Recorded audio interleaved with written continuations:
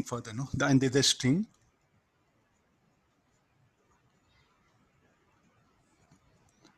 The length of the rod, let it be L.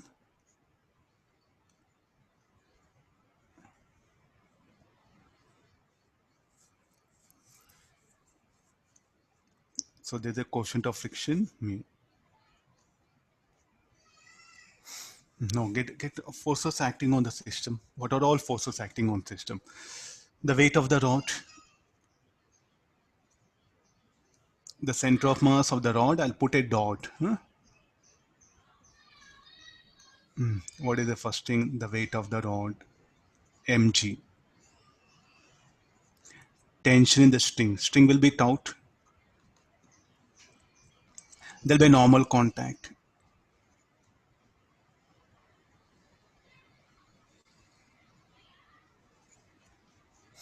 How the friction should act here? Any direction? Oh no, that mistake we should not do here. We should analyze. It's in equilibrium. So the net torque about any axis passing through any point should be zero. So let's check now how to get the direction of friction. Or our system is in equilibrium. It's quite clear, no? Along y-axis, N will balance mg. Fine. Then O will balance tension on this right rod. The friction only. So the friction should be towards right. Similarly, same thing. As it is in equilibrium. Now, sir, why don't you discuss about the torque? Okay, let's take about the torque. Torque about this point. Torque due to N and F will be zero. Torque due to mg will be clockwise. Torque due to tension will be anti-clockwise. What about torque about this point? Torque due to tension, anti-clockwise. Torque due to normal contact, clockwise. Torque due to friction, it will be, this will be perpendicular distance, this F, no, will be anti-clockwise. I think fine, no? So the net torque in fact is zero about any point. Sir, what about here, about this point? Torque due to tension will be zero. Due to mg and n will be non-zero. So fine, if you assume, if you put friction towards left, I think you're in big trouble. Who will balance tension? So therefore friction should be towards right. So sometimes you should take help of torque, sometimes you should take about the force, net force should be zero. Previous problem we took about the torque. Here what means the net force is what I'm taking. No, write all the possible equations.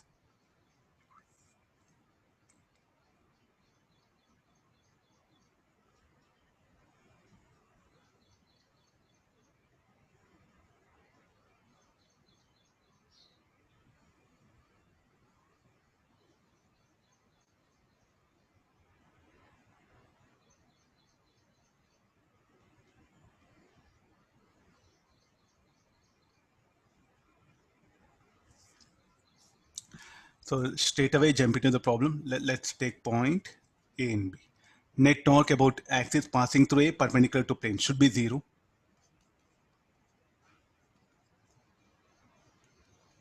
We will calculate here. So torque about A, mg into L by 2 cos theta. This should be anti-clockwise. Then due to tension, T into L sine theta. This should be clockwise. This axis passing through A perpendicular to plane. So torque due to friction F and N will be zero. They'll intersect axis of rotation. Torque due to mg, the weight, will be anti-clockwise. Torque due to tension. This is L sine theta, no? The length of the rod is, somebody are asking this also. I'm making things clear, you see, no? At least okay, no? So what can be this distance? L sine theta. Then therefore what is the torque? T into L sine theta.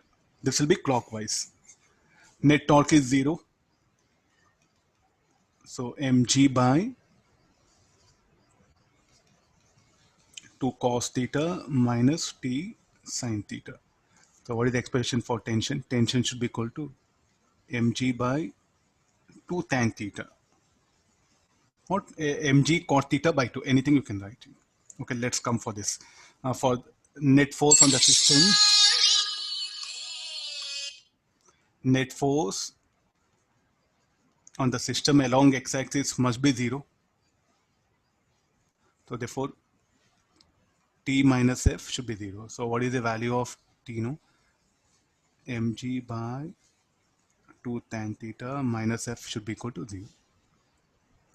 After this, so we know the value of f. So how much f is equal to? Mg by 2 tan theta. Then what should be the n along y-axis?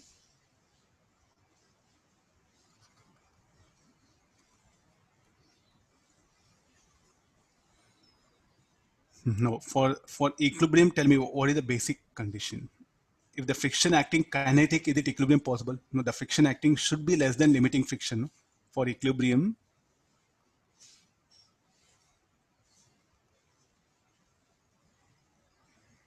the friction acting should be less than limiting friction. So substitute less than or equal to. Now substitute this value. So mg by 2 tan theta less than or equal to, what is n? N should be equal to mg. So what is the basic necessity condition of mu should be greater than or equal to 1 by 2 tan theta, or mu should be equal to at least minimum how much it should be, or theta is asking, so tan theta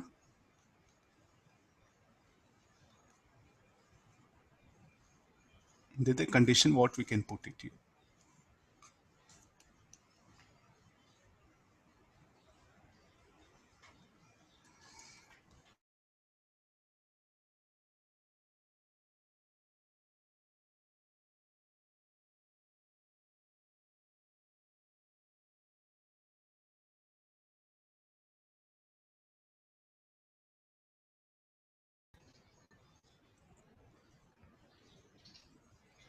Can you hear me? Yes, sir. You are able to hear me? Okay, thank you. I'll continue.